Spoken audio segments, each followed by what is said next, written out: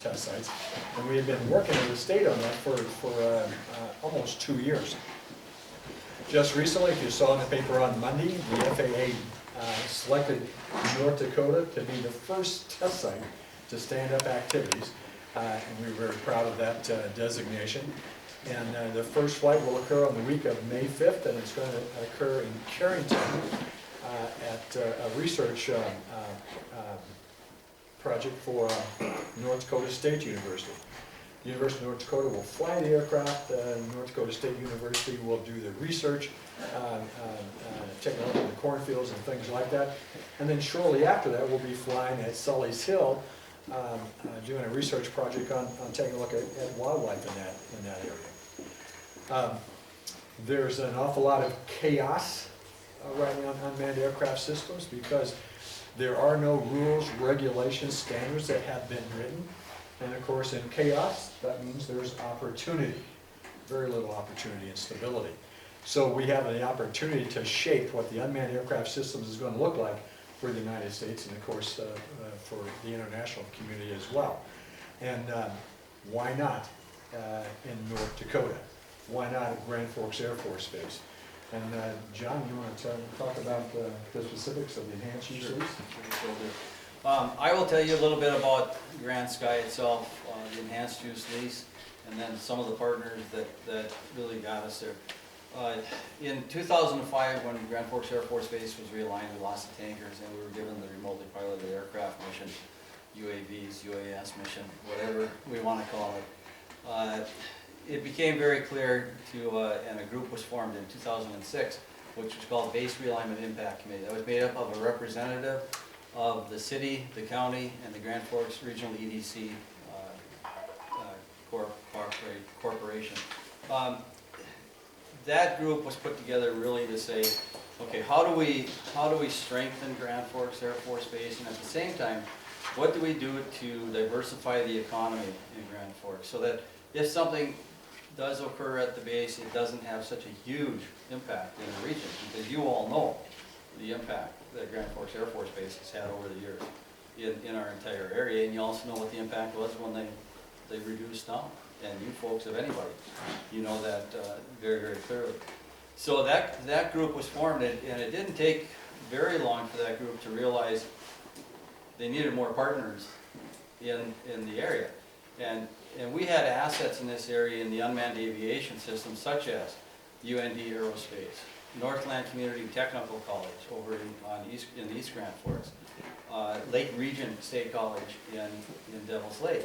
All were really, after a couple of years after that, putting together programs that had to do with either maintenance of unmanned systems, pilot training, data analysis training, all of those kinds of things. And in case, I think the Lake Region, it's in like sensor development and training. So all of those groups were brought into the BRIC, and that became larger. At the same time, we knew we needed some community support, so we brought the chamber in. And then we also brought in the Center for Innovation out at UND. Well, as we progressed through all of this, one of the real key elements that came forward is we had to have some kind of a plan. We had to have somewhere we were going so that we had an end goal to get to. And in about 2011, we actually hired a consultant to help the group develop what we now call Grand Sky and come up with a proposal to the Air Force. And quite honestly, what we were doing after years of kind of going to Association of Defense Community seminars and training was we were trying to pick what was being said at those things by senior military officials and say, okay, what are their problems and what can we do? And this is probably just a North Dakota and maybe a Midwest thing. We were saying to ourselves, what can we come up with as a solution for them?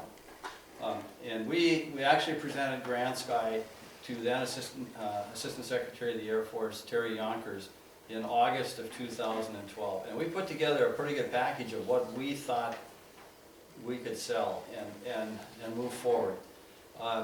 What Grand Sky is, very simply, it is the county sponsoring a public-to-public partnership with the government to lease 217 acres of land on Grand Forks Air Force Base. And though that acreage is, you all know where the alert pad is. It starts with about 3/4 of the alert pad and then goes west. And that's 217 acres with the hope of developing an unmanned aviation system business park that will cover everything from research in sensors, research in aircraft, pilot training, maintenance, anything and everything that has to do with unmanned systems. And notice I left out aviation now.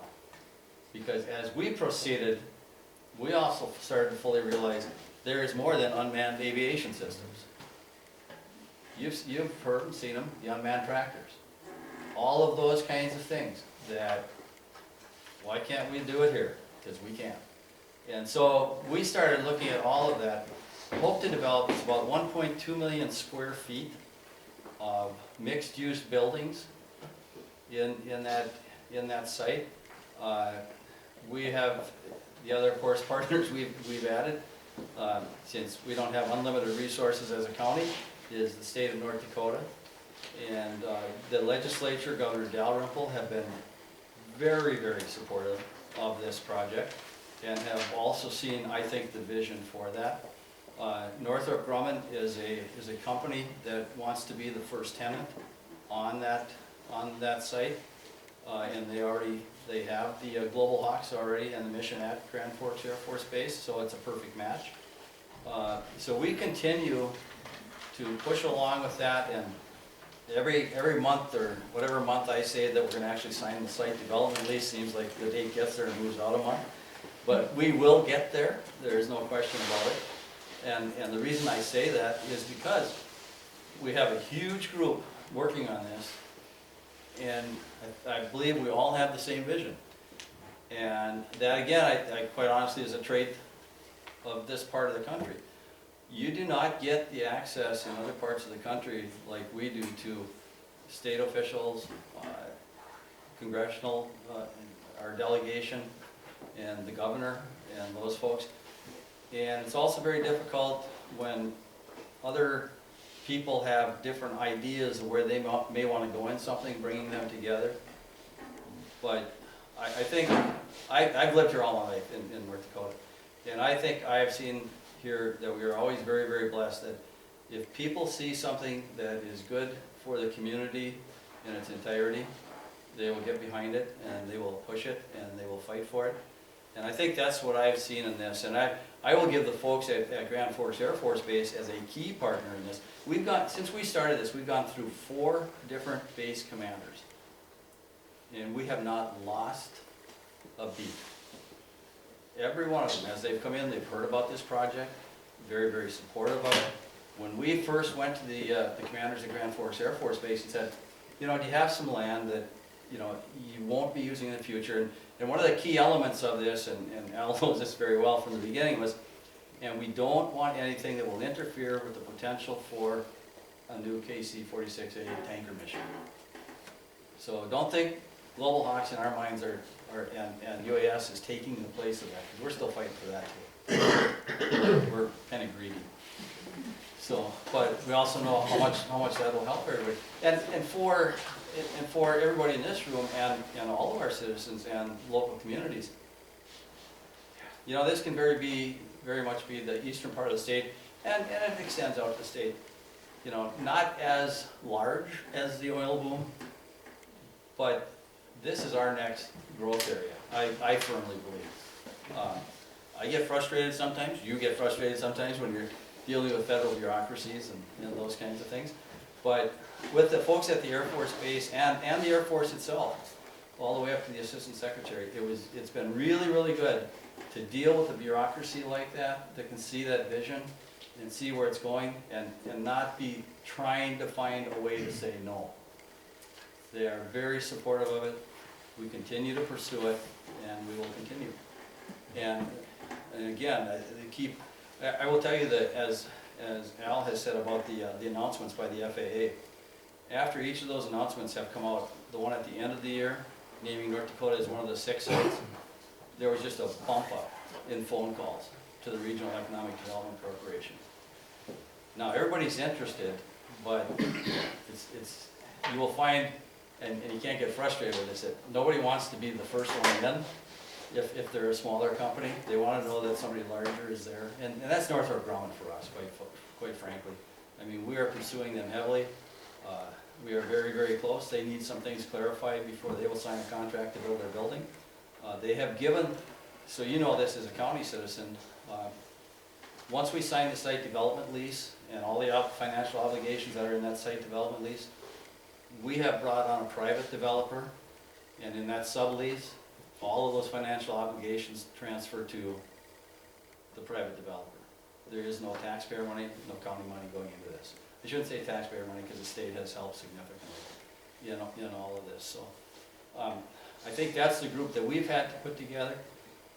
I think lessons learned is don't let little roadblocks stop you because you will run into them. Al well knows that, working with the FAA. So I think anything, yeah, that's right. Okay. No, but I mean, it's just a process you have to go through, and you have to understand. You have to understand the people you're working with, because the FAA, what's their primary objective? Safety. And that's, you know, and I guess if I'm in an airliner, I kind of like that idea. So anything you want to know? No, I guess do we open up for questions now? Yeah, we can open up for questions now. What are some of the things happening on the precision agriculture that you mentioned? Yep, that's probably, you probably more than anybody. Yeah, well, our very first research project will be within the issue on precision ag. We're going to look at some cornfields down in Carrington. And, you know, the sensors that we're using on unmanned aircraft, they're used on aircraft, they're used on the agricultural pieces of equipment, and we jokingly, you could put it on a broomstick and go walk through the cornfield type thing. If a friend of mine, his son farms 30,000 acres, so it's kind of challenging for him to walk those fields. The airplanes are expensive. Unmanned aircraft might be a way to do it more efficiently for less cost and make the farmers more productive. We know that there's 7 billion people in the world, and 2050 is going to be 9 billion. We have to double food production between now and 2050. How do we do that? And we can't take more land, we've got to use our existing land. We're not going to cut down more trees and things like that, so we just have to be more efficient, or else a lot of people are going to be very, very unhappy. That answer your question? Quite absolutely. Could you give us a picture of the size or opportunity there of the number of businesses that you think are interested in taking part in the future? Some kind of picture for us of what you see on the horizon. You know, being a lay person in this, I don't even know if I fully comprehend all the opportunities for business being involved in this. I do know that I had the privilege of going to what's called the AUVSI, which is the International Youth Conference in last year. The United States is well behind, is that a fair statement, on the use of remotely piloted aircraft. And there were hundreds and hundreds of businesses at that thing from all around the world. We have had contact from companies in Israel. We have had contacts from companies in Canada, of course.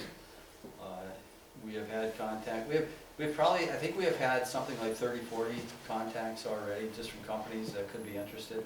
I know there are much larger companies that UND is working with.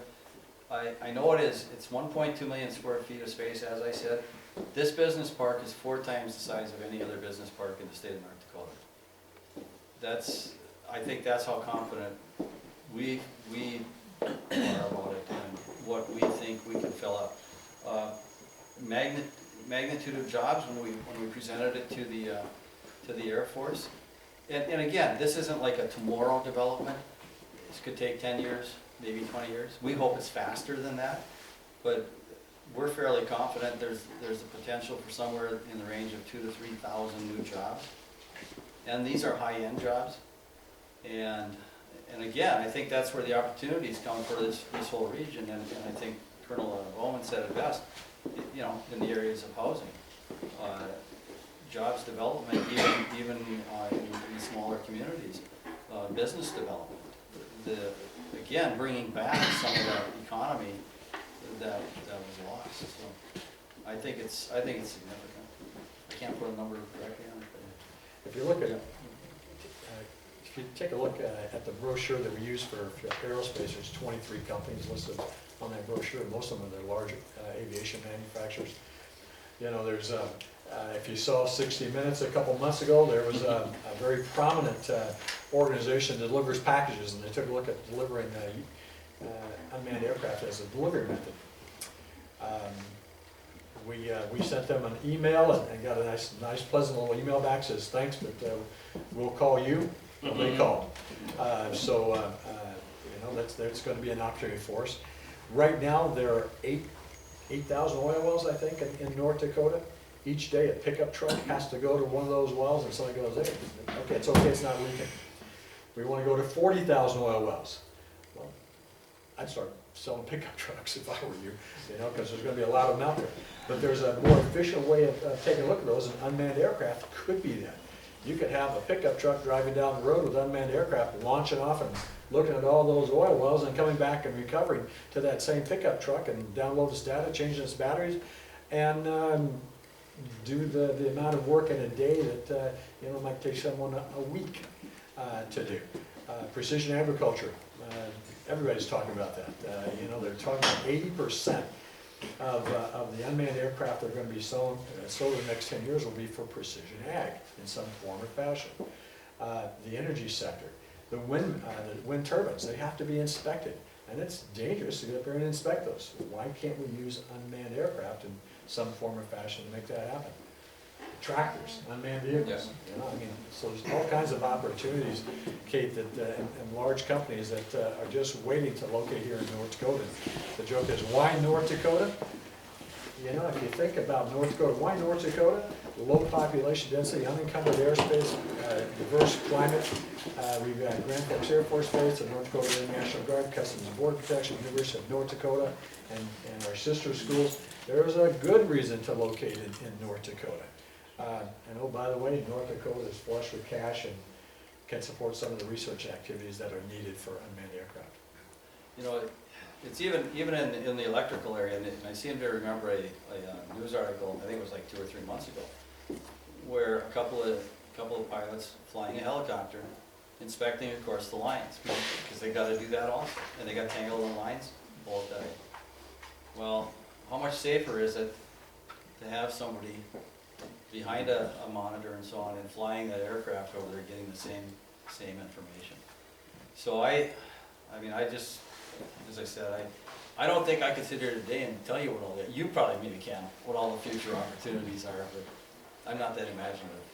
I'm a former finance guy. So, I'm a pilot by trade. It's oxymoronic to train pilots for unmanned aircraft. yeah, that's it. Yeah.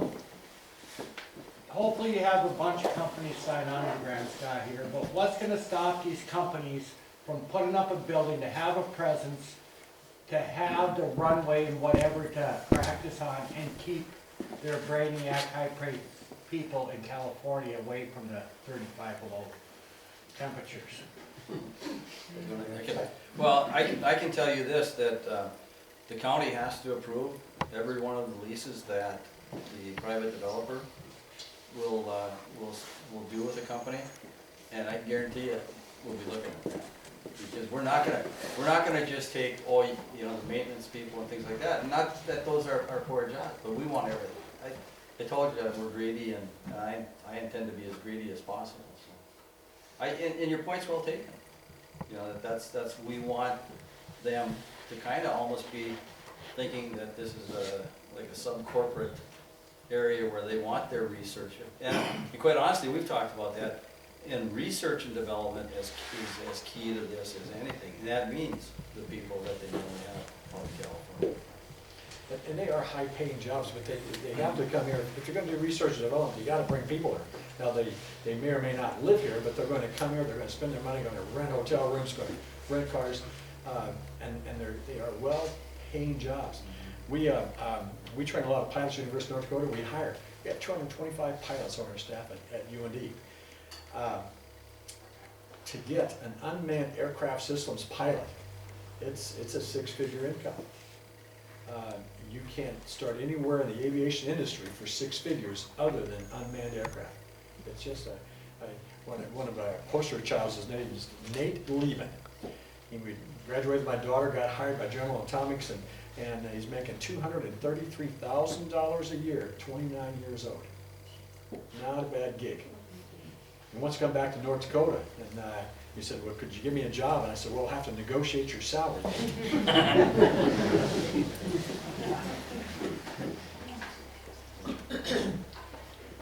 To answer your question? Yes. I asked the same question to the developers, and they just, that was their response, they had no idea that question. They weren't looking for that question, basically. Yeah, that's a good question. We'll help inform them. Anyone else? Assuming all the necessary paperwork gets signed and everything, what's the earliest you could picture construction beginning? Quite honestly, we wanna break ground this summer yet. And Northrop Grumman, who is actually asking for, clarification on, will they actually have runway access on that before we break ground for them? They want to be in a building by July of 15. So, we're doing this balancing act right now because we have funds from the state of North Dakota. They've already let a bid to do the entry roads into the site off of Highway 2, because that has to, it has to get turn lanes and all of that at that site. So we're kind of sitting here going, okay, do we dare tell them to go ahead with that? Well, I don't. But, and again, just because something can come up. That money is still available for a year, but wouldn't it be nice to get it done this year? Because they actually had put aside $2.5 million for the project. The bids came in at $900,000.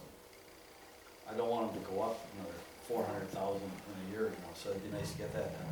We have other infrastructure money that, once Northrop would sign a letter of intent, once the environmental study is done, those are a couple of requirements before the actual site development lease can be done, and of course the developer's not going to sign the sublease till he has a firm tenant.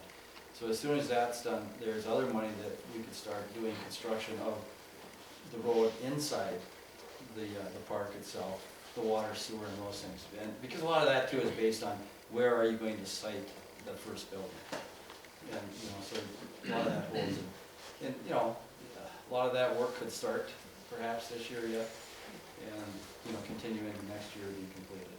But personally, I'd like to meet that goal of the breaking of ground this summer. Access to the runways is important.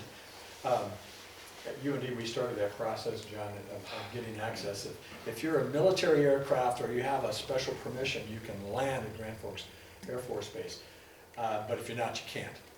At the University of North Dakota, we go over and use the air base, but we can get to 1 inch. We can't touch the wheels down, and that's a big issue for us. That's an issue for the base, because if you touch down and you blow a tire, how do you get that airplane off the runway? All those little details about if you have the flat tire type thing. So we're working through that. We'll have access to that runway, and once university has access to it, then that'll mean that private businesses can have access to it on a routine basis. So that is being worked. There are just a lot of those little things that have to be worked out.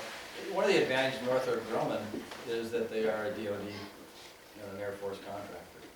So hopefully the first flights they would be bringing in are those kind of flights, the military type flights.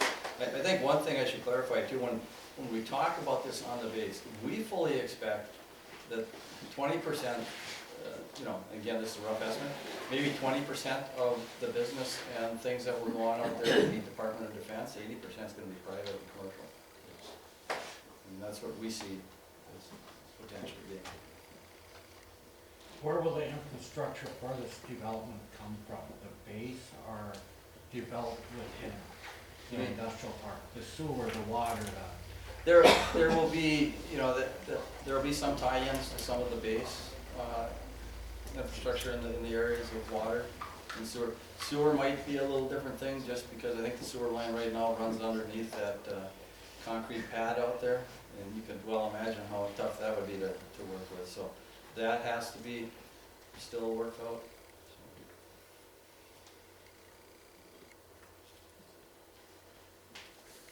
Any other questions?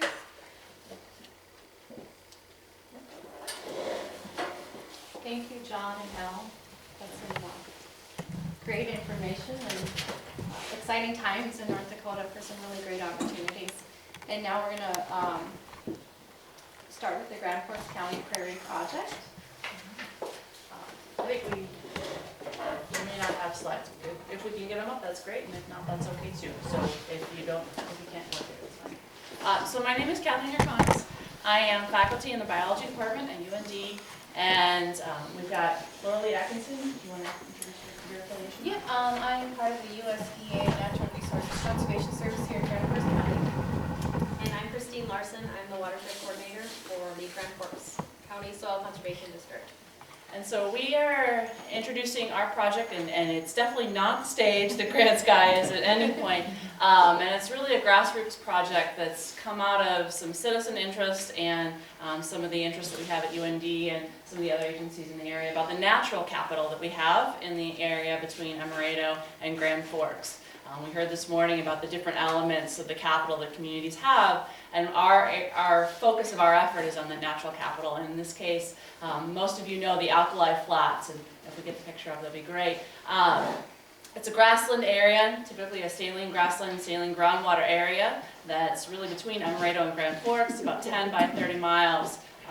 An area of grassland there that hasn't been turned over, mostly due to the saline groundwater. And our efforts are thinking about that area and what we can do to preserve some of the natural capital that that area brings for us, for our communities, both in flood protection and in helping support the grazing operations that occur out there and some of the wildlife value. There's a lot of wildlife and cultural value in that particular landscape that we're very interested in supporting. And the effort, the Grand Forks County Prairie Project, grew out of a citizen interest.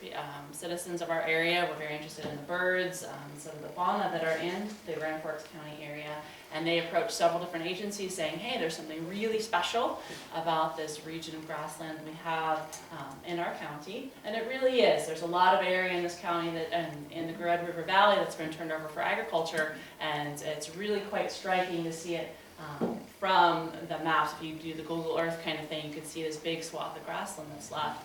And that provides a lot of habitat for various organisms. And we've got it. Do we have a clicker at all, or no? No.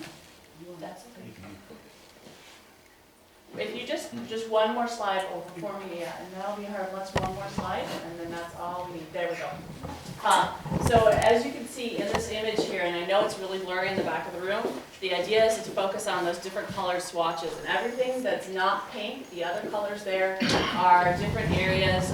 Different agencies hold land in this area, from the Fish and Wildlife Service, North Dakota Game and Fish, UND, and we'll talk about UND's involvement in a minute. And various private landowners have their land in the plots program as well there. And our goal is to really communicate the real value that this landscape has for us, both culturally in terms of the wildlife and then the production value for grazing operations. There's a lot of grazing operations that occur out there.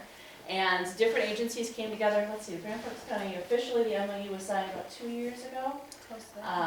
And there's a memorandum of understanding between UND, Fish and Wildlife Service, North Dakota Game and Fish, DU, Pheasants Forever, the list goes on. And it's really a group of people gathering their interests and their expertise together to say this is a really great place and a good asset. A great asset for us in our community. And UND's involvement in that is we have the green splotches. It's hard to see on there, but we do have a section and 3/4 essentially of land just about a mile down the road. If you take the gravel back east towards Grand Forks, the UND Oakville Prairie Biology Field Station is there. We bring almost 100 students out there every year to learn about the plants and fauna of this particular area. And it's part of our educational mission to be using that site. And then we also have some agricultural land associated with the Air Force Base where I actually do most of my work. So a lot of different resources in the area, and we've come together to partner on communicating the value of this place. And I think maybe if you two want to speak to your roles in the area. Sure, I guess I can jump in and speak a little bit about my job with the U.S. Department of Agriculture. Primarily, we work with the private landowners to address some of their natural resource concerns. And as Catherine spoke to, this area is really unique to Grand Forks County and really across, the nation with our, prime remaining tall grass prairie. And so this area, this is a unique mosaic of private land and public land. So by bringing in the USDA, some of the federal and state agencies, the research, and the private landowners together, we're able to target, and we had a great opportunity last March. We had a producer meeting, and so we invited the landowners to come and talk to us. And it was a scenario similar to this, where we had kind of the front table, kind of talk about some of the programs we have, some of the opportunities, and then there's an open discussion so that the landowners could talk to us about what their concerns are, what they want to see out on the land, what we could do to help them. And we had some really great conversations that, we really want to see productive land, and that can be, agricultural cropland, that can be the grazing land, which, fits really well in some of these challenging saline areas. And so that was just a great jumping off point to start this project. And we had a tour last July where we had public citizens, some landowners came along. We stopped at different project areas that USDA has worked on. We partnered with Youth Fish and Wildlife Service, talked with landowners on what's working for them and what hasn't been working for us. And those are all learning opportunities. So, at this point, the benefit of this project is it brought all of these partners together where we were able to say what the U.S. Fish and Wildlife Service is able to do, what UND, what their tools are. And so I think we're bringing a lot to the table where landowners they don't have to go out and find all this information themselves, and we're able to assist them with some of their goals. And I guess I'll switch over to Christine. So like I said, I'm the watershed coordinator, and what was interesting to me, I started in my position about a year and a half ago, and we had a lot of funding for the Turtle River Watershed Project, but it was not being utilized. So when we partnered with UND, and I work in the same office as Laura Lee with the NRCS, and we got to come to the table with our local producers.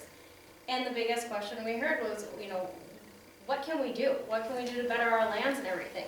So in my mind then, that day, I said, maybe we need to take a step back, and we need to educate. And how can we make these lands profitable? And that really started the whole tour part. We held winter workshops, and now we're getting, well, how can we put this on the ground?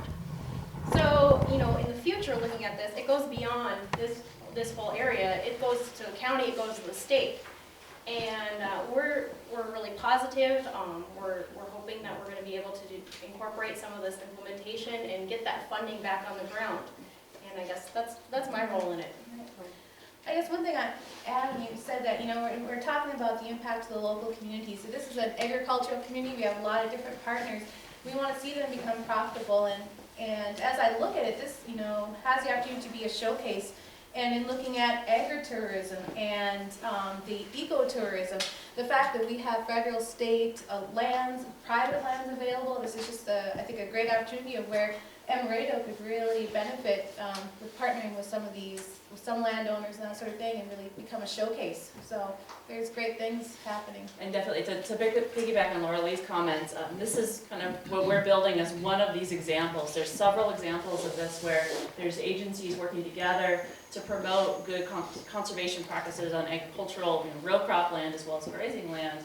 Iowa's got one, Wisconsin's got one, and here it may not be, because UND knows that these people are coming in, but we have people coming in from all over the country to come out to Oakville Prairie. We've had this past year, we had people from South Carolina, we've had people from Iowa, we've had people, you hear about in the news, artists from New York City coming in and really appreciating this landscape. We had a gentleman doing a national bird tour this past summer that came, I can't remember where he was from. You did, some people may know. But we're drawing national interest in this particular grassland area, so it's a really great opportunity for tourism. There's a bird route that goes through the region, as well as developing just the interest from the national and international level on what's going on up there. And then one of the other things that we're doing with the UND and the agricultural land that we have out there is working on a project to do some more demonstration. UND is coming into that discussion to help with some of the demonstration of different activities, both in the grazing realm as well as the row crop agriculture realm, to demonstrate different conservation practices that could enhance the health of the land and enhance the productivity and the economic value of the landscape that we have, because we are a rural community with the individuals that are in there. And one project that I'm really interested in, and USDA with New Farm Bill has rolled out a honeybee pollinator effort. And I think that the opportunities within this area, you know, are really limitless, and in the important role that honeybees bring to the economy. You know, we've heard anywhere from, you know, North Dakota itself supports like 60% of the honeybee pollination across the nation. So when you put dollars to that, there's some really great opportunities to play a large part in that. And I think the Prairie project area fits in there perfectly. That you could have the grazing, and you could have the like row crop production and honeybee production working hand in hand very successfully. One of the most exciting things for us too is, you know, you guys are the ones that are out on the land. It's not us. And we learn so much from everybody else. And last summer I had a producer, and he was doing his first year of some different practices. And he sent me pictures of what was going on. And I was sitting in my office, and I get these pictures on my cell phone from him, and he took so much pride in that.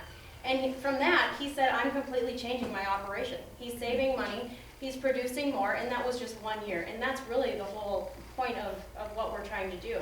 You know, increase your profits, be sustainable, and protect our natural resources. It's possible. We're seeing an increase in wildlife, pollinators, everything, and you're still making an increase in profit, I guess.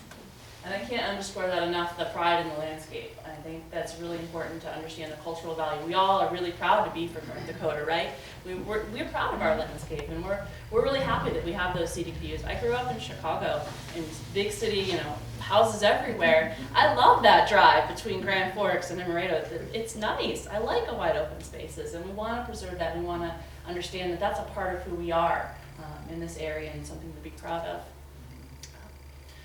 So that's our project we're working, and we have one of the offshoots of the work that we're doing. We are funded by a state wildlife grant from the North Dakota Game and Fish, and we have a couple of master students here that will be doing a survey on the birds and the plants and the insects through the Grand Forks Prairie project area. So we are soliciting invitations from landowners to come visit the land and say, hey, what's on there? We're doing some bird sampling probably for about 5 days over the summer. If you know of anyone who'd be interested or available, have any land available for that. And Jerry and Brian over on the side, and we can speak with them a little bit more. But I think at that point, take any questions about our efforts.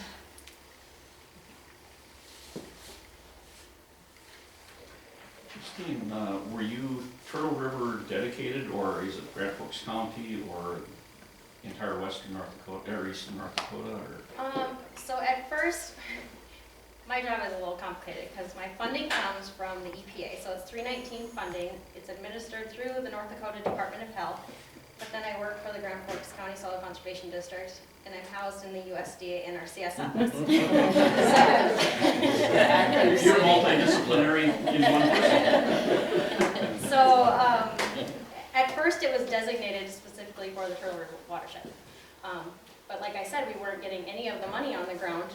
There was no implementation going on. So then I said, can we make this a countywide effort? And I'd rather see more implementation going on countywide, and it might not come from our funding yet, but I'll use this for an example. Once we pulled the implementation funding and we started hosting these workshops last month, I asked my board to put up $5,000 to cost share some practices, and they approved 5 different practices. That was the maximum applications we had, but that came off of one of our workshops. So it is starting to get on the ground.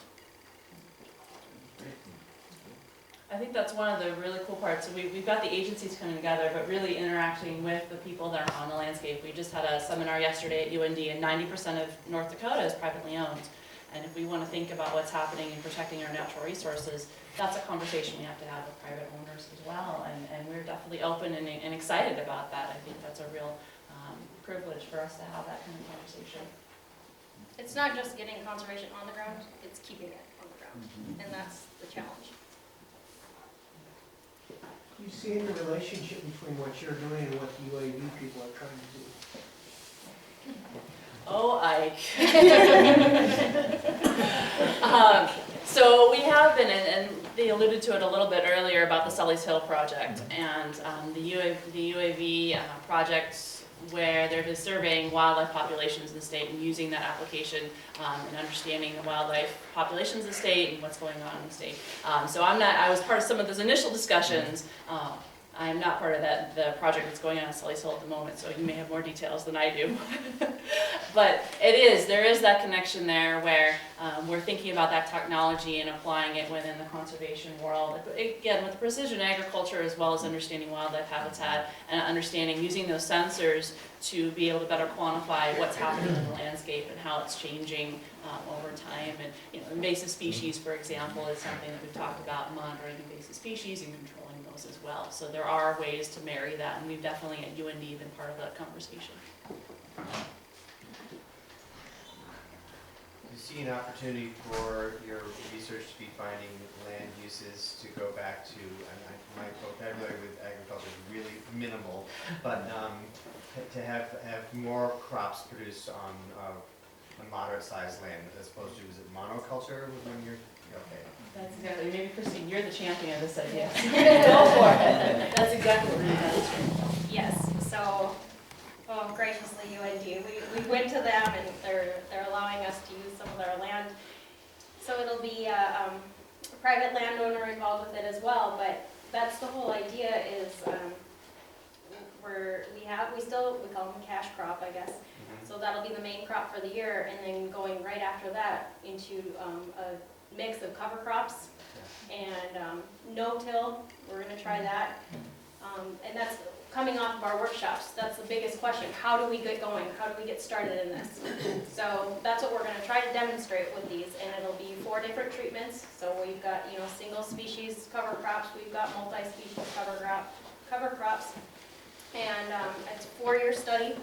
We're going to be monitoring the pollinators in that area. We're going to be monitoring the yields, the input costs, with the hope of eventually decreasing the input costs for the producer. The soil quality, the water quality coming off of that. I mean, we're going to study the infiltration rates. It's really exciting. So this is going to be our first year on that. If I could just ask a follow-up, I believe I spoke with you on the phone a week or 2 ago about the no-till, which is it all right to talk about in here? Is it out now? Of course it is. It's publicized. So kind of a demonstration project right along the Red River, south of the water treatment plant. Yes. I'm wondering if that could be used to publicize. That's just a tiny little area you're talking about there, but to publicize this larger area here. Yep. So the area by the water treatment site is more of our no-till garden, and we have done one of those at Century Elementary School. And the students were able to use that in their school lunch program, and they'll be doing that again this year. We got requests for 2 more schools to do that, and the one there, we want to show the root interaction, so the cycling of nutrients between the roots, because some plants harness nitrogen, some plants use that, and then we'll again discuss the water quality. We've got a wonderful model that shows the infiltration versus the runoff. So that's kind of our plan there, and that's more for the urban part of it, because we are located in Grand Forks, and people don't normally know who we are. So we're trying to get that exposure as well. So, thank you. Anyone else? Questions? So this is a project you could see extending to other areas of the state or other communities in the state wanted to, either your project or even something like Nebraska, something with merging that technology, creating those partnerships. Especially with the Grand Forks County Prairie Partnership, it's kind of a model for the state actually, where you have citizen groups coming together with the different agencies, working together to address collective concerns for what's needed on the landscape.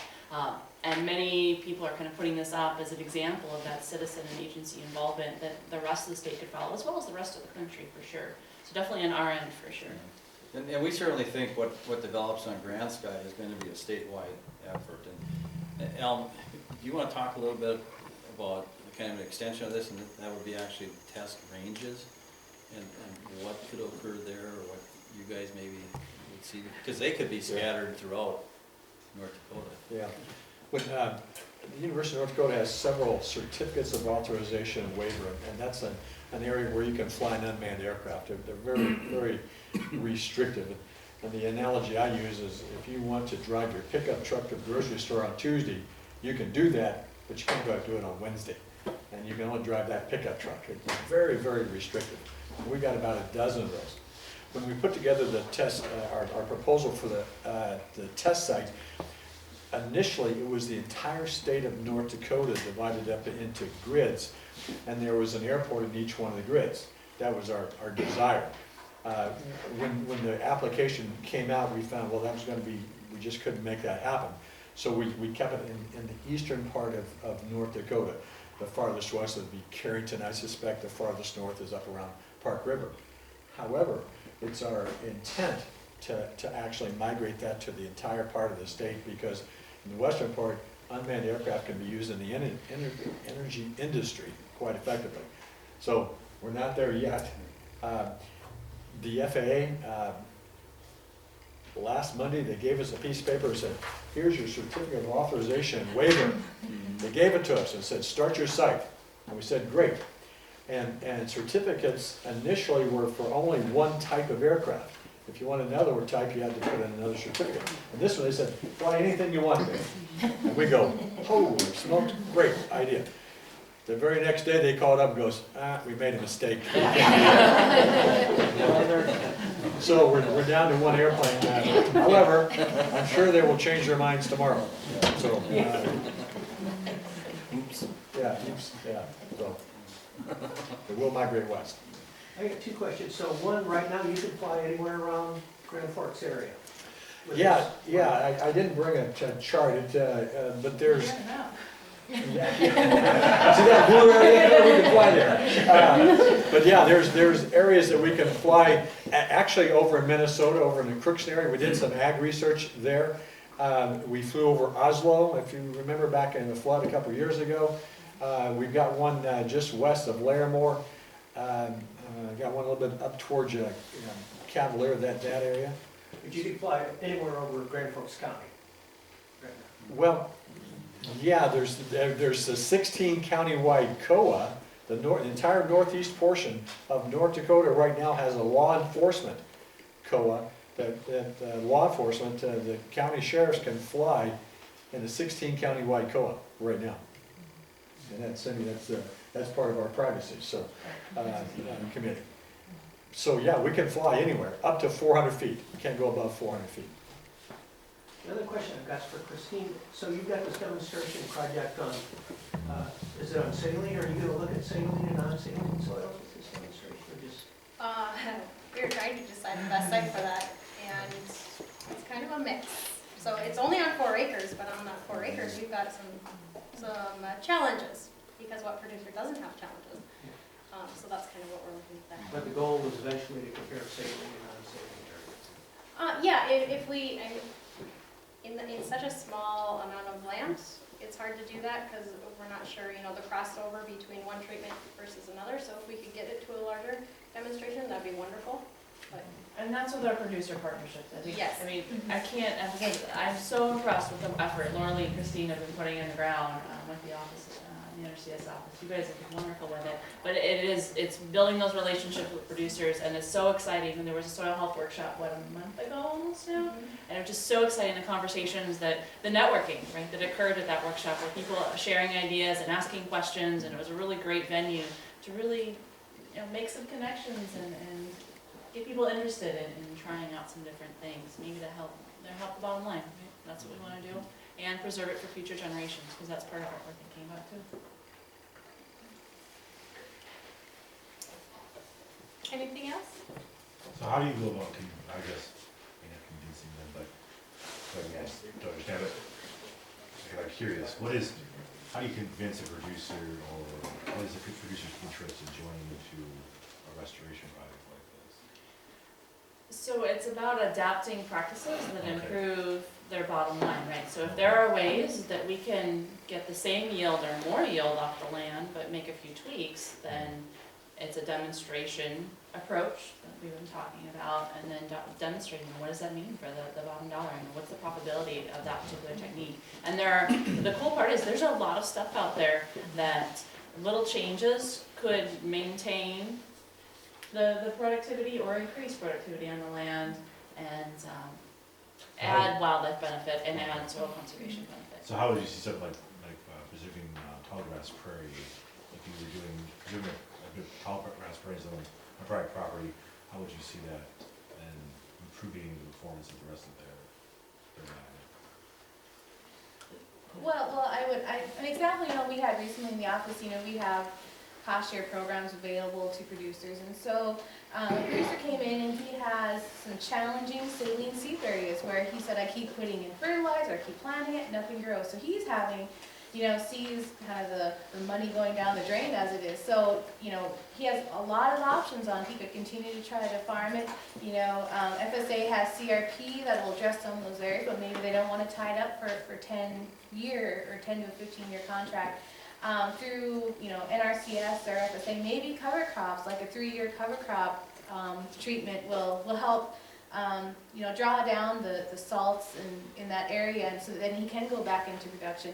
An option that this producer is looking at is maybe he can do like a 5 to 7 year, kind of semi-permanent vegetative stand on there, plants and species that are saline tolerant, and kind of do the same thing. And if you can, work with neighbors, or, we do have livestock producers in the state, so if you have land that you want to hay or it's available for grazing, there's partnerships you could work out with a neighbor, and that's just going to improve the landowner's land by bringing in that livestock element to it. So there's a lot of options, and I think what they're looking for is, what are some of my options, what's the cost associated with it, what can I expect to see, and then they can make that decision for their property, because it's definitely not a one-size-fits-all, like, everyone should plant cover crops, everyone should put in CRP, it's different each operation. So I think we're kind of laying out the different options, and then they can weigh,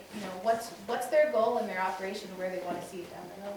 I think the cool part is because there's a collective conversation among the different partners in this, that we can have the Fish and Wildlife Service have